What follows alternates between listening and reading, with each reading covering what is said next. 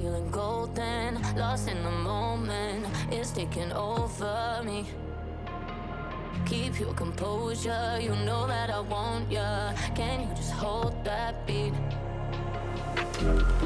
Just turn the lights up, baby. Let it go. In the nighttime. Hey guys, we're back with Chat GTM, the Ink Tank crew, and we're here with Mr. Jeff Caplan, CIO of Hooters. Iconic brand and iconic CIO, somebody really smart and also just a really good friend. Good dude. Thank you very much for having me on here, guys. And so I feel like I'm between two friends, sort of. Literally. Two friends, you know, so very happy to be. I love the reference too. Yeah. Sometimes I feel like Zach Galifianakis in the way I go up, but you know, that's a little goofy. So there's nothing wrong with this that a hand grenade couldn't fix. So never a bad Yeah, stat. you always have the best quotes. I love that. Nothing wrong with this that a hand grenade couldn't fix. So, Jeff, you came to this show. You know, there's a reason why CIOs and the C-suite show up at these events, but let's talk about RLC. What, you know, you've been coming here for years now, right? This is actually only my second RLC. Yeah, last year was my first, and I was like, this is absolutely fantastic. This is what the industry is about. This is why people want to work in restaurants. It's just, you see so many people who, you know, you learn so much, the content's great, decisions get made, you find new partners. It's just, to me, this is what it's all about. And then former folks do a fantastic job. And, you know, with you guys out here and other folks, it's just incredible. This is a Camp-ness show, right? So what are some of the topics on your mind in your craft? What resonates right now as something of interest? Well, certainly when I come out and prepare for the show, there's usually a few things I have as far as the shopping list. It's really important in terms of the content of the major presentations because you're either going to find out that there's some things you didn't know and you need to adjust or respond to, or in many cases, it's validating. We hear statistics and data through things like the Technomic presentations by other brands, that may say, hey, you know what? We weren't sure if we're on the right track. Other people are thinking the same thing and seeing the same stuff. You don't always have access to the data, and so that's incredibly helpful. So getting that data and information is huge. Second thing is walking the vendor floor, seeing what's out there and what's new. Last year, we discovered Nomad Go. Oh, this year, Like those guys. we like those guys.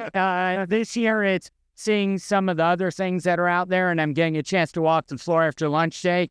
I always come back with some new ideas on vendors we can use in our brand. And then the third thing is just getting a chance to talk with peers from different brands, find out what's working, what isn't. I mean, those, you know, sitting over a cup of coffee conversations are absolutely invaluable. And the fact that you can do that in restaurants is great. You guys, let's spin it up just a little bit because we got everyone kind of get out of the room. Just get a little close to the mics on this one.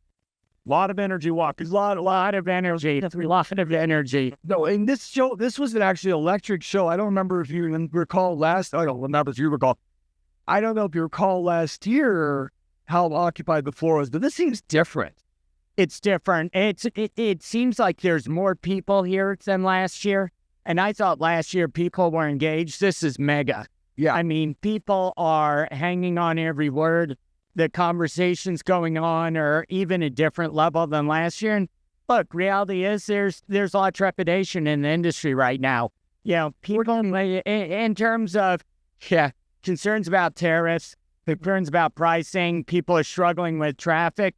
And I think one of the presentations yesterday that was really good said, yeah, there's going to be some hard times ahead, but in restaurants, we know how to get ahead of the hard times.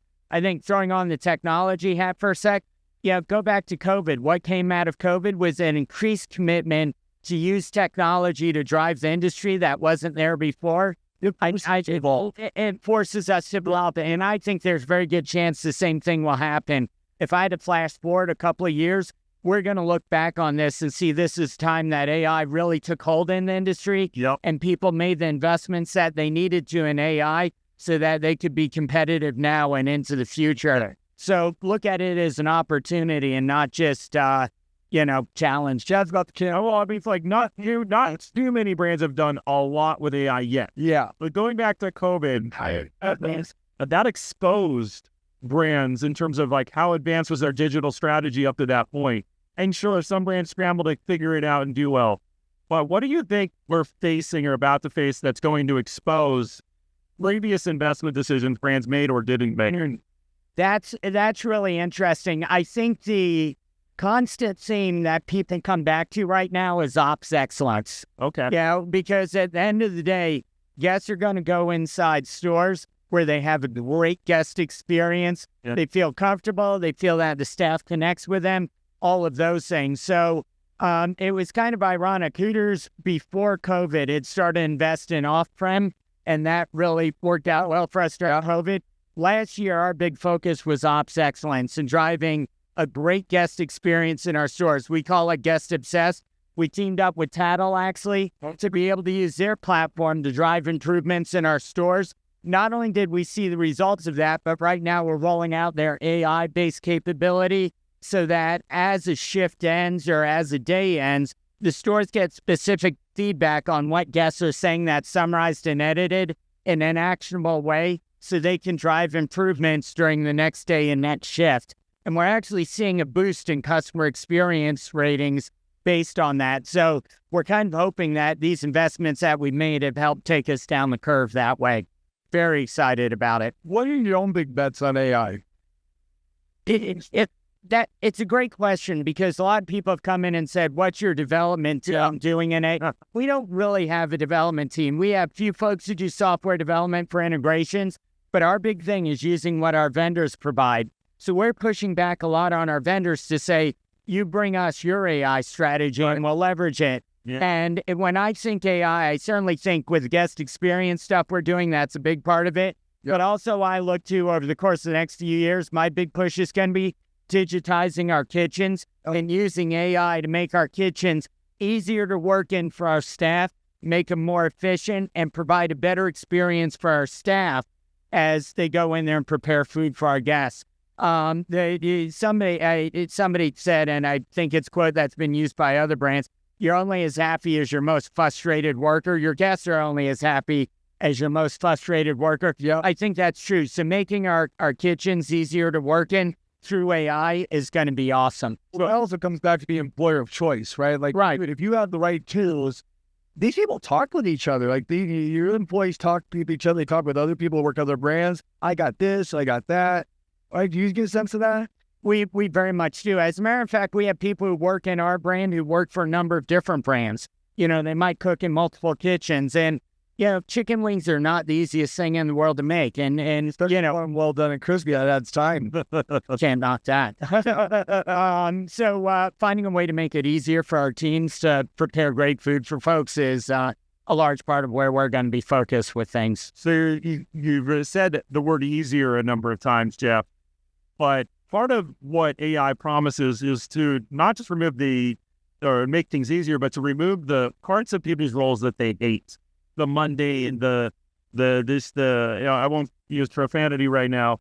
Wahlberg get enough of that for us. But, what are some of those tasks that you think AI has a good chance of removing that just to make people's life better, if not easier? You know, the more that we can free up our managers to focus on working with the staffs in terms of coaching, feedback, doing those table touches with guests, that to me is the managers, I think, are going to be the biggest beneficiaries of AI. You look at products out there like Nomad Go, where it becomes, not just above instantaneous to do inventory. I mean, things like that. That's where it's going to be at. And then, so you're going to have two classes of solutions out there. You have your existing vendors that are going to be incorporating AI. You're also going to have companies like Nomad Go or pure play AI offerings, and they're going to be able to do things in a different way and different pace because they're organically built with AI. Yeah. That's going to be tremendous. And seeing what the next wave of those companies are that fundamentally engineer their product around AI, that's going to be fascinating to see what it does to the industry. It's going to be transformative. All right, so I'm going to ask kind of a contentious question. Usually this is a pretty slow pitch, right? How do you feel about the Orwellian implications of eyes on everything? Some people feel it's gotcha, going to catch you doing it wrong. Some people feel it's a coaching tool. Some people feel it just doesn't belong. Orwellian, right? Eyes and cameras on everything. That's the world we're in now. Yeah.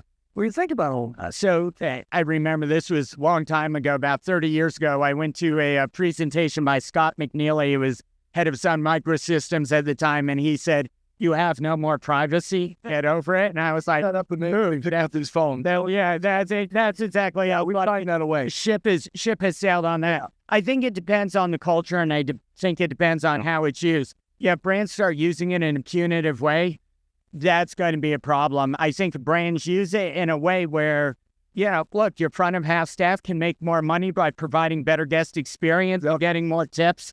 Give yourself a raise today, right?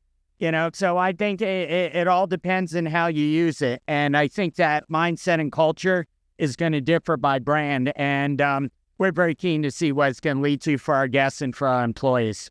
That's a great way to wrap things up. Oh, I know. I think that's really good. It's really the right tool in the right hands. Beautiful. Yep. It's right tool in the wrong hands. That, right? Like employees like, oh, the boss is watching me. Like, oh, they gave me another upsell. We made more money. The managers make their bonuses. There's another whole other view of that. If we can get people to adopt it from the stance of it's already here, and how do we make our lives better and embrace it for what it is, which is a coaching tool, a prevention tool, and something that helps us mitigate a lot of the liabilities we have in these businesses, right? Yeah, it's not going away. And then if you look at next gen, as you get to wearables and things like that, there's going to be some interesting things happening. It's coming years. It's coming. We talked about this, and this is the start of it, right? Exactly. Yeah. Exactly. So, Jeff, I know we have a short time today. We're going to have you back on. I see with another Jeff is walking up right now for his time. So thank you so much, Jeff. Guys, thanks so much. And thanks for everything you guys are doing. And then you see right now, you guys are the heart and soul and ink tank all day long. Thank you so much, man. Appreciate it. Guys, it's been Chat GTM. I don't know what episode, but I know we're here with RLC, and you're going to see us again here soon. And if you want to know more about Jeff Caplan or get to know him, you can find him on LinkedIn. Fantastic guy. He's always helpful, too. That's what I love about Jeff. He got a helpful heart, and he's just a good dude. So thank you, and we'll see you next time.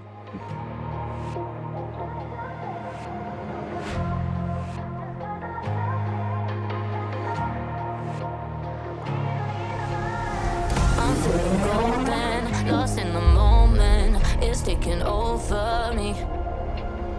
Keep your composure, you know that